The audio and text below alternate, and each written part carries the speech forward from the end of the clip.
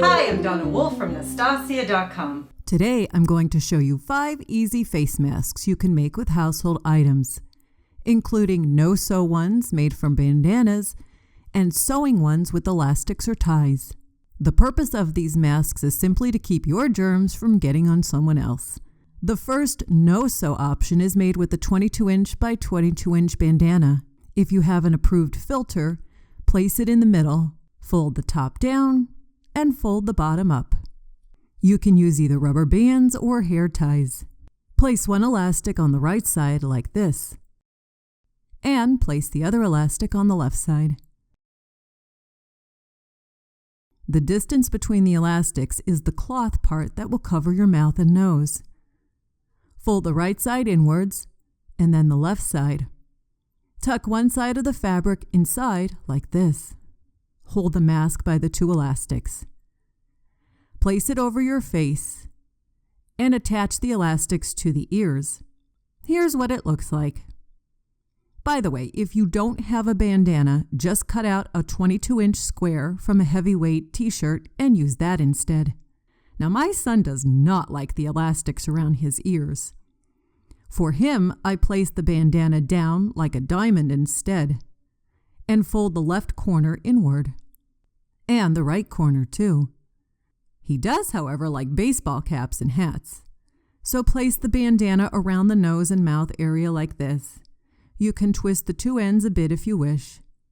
Tuck the one end inside the opening of the hat and back, and tuck the other end in too. The hat is fairly tight on his head and holds these ends in nicely. And here's a face mask my son does not mind wearing. My daughter is not thrilled about the elastics either, so we place a bit of her hair in a ponytail about here on her head. Wrap the bandana around the front like this. Twist the ends a bit, then tie it above the ponytail. Now that I've shown you the no-sew options, I'm going to show you 2 different sewing options. For both of these, you can use a sewing machine or just hand sew them. They recommend 100% cotton, and quilting cotton is a nice thick option, as would a heavyweight t-shirt as well. Step 1 is to cut out 2 pieces of fabric, each 10 inches wide by 6 inches in height. Next, place both fabric pieces together with the right side or printed side facing upwards. Make a 1/4 inch seam along the top edge and 1 along the bottom edge. Don't worry if it's not perfect. We're just making a face mask, not a complicated quilt pattern. 1/4 inch seams on the top and bottom. Next, turn the piece inside out, or technically right side out. Straighten it out a bit, and I do like to press it flat with an iron. Now on our 2 shorter ends, we're going to fold up the fabric 1/4 inch or thereabouts, and fold it again. Pressing it with an iron makes it easier to sew.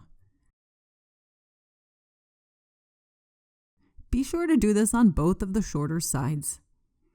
Now we're going to make stitches to hold this hem in place. Try to get as close to the inside edging as possible. We'll need to fish the elastics through the hem we're creating. It's time to insert some elastic.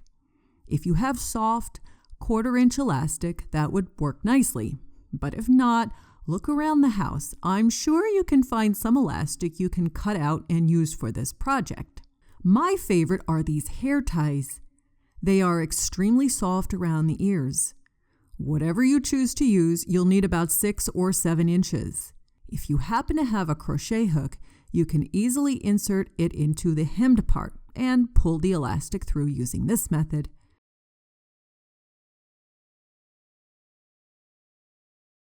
And if not, a trick my dad showed me as a child is to pin a safety pin to the edge of the elastic and use it to guide it through like this.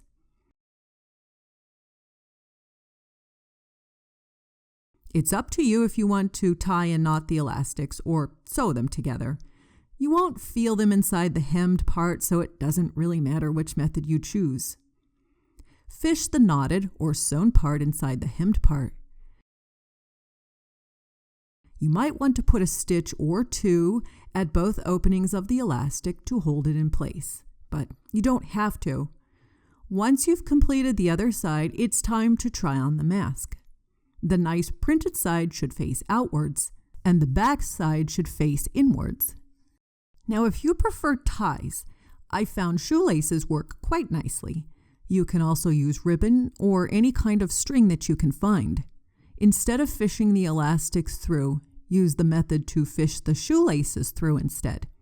With this, I found I do need to place a couple of stitches just on the top part of both sides of the mask to hold the shoelaces in place. My husband likes to pre-tie and knot the top strands in place, then slip over the head. Then he uses the bottom ones to make a tie in the back. The nice thing about the tie method is if you have a good mask on underneath, this one will slip over the good one nicely.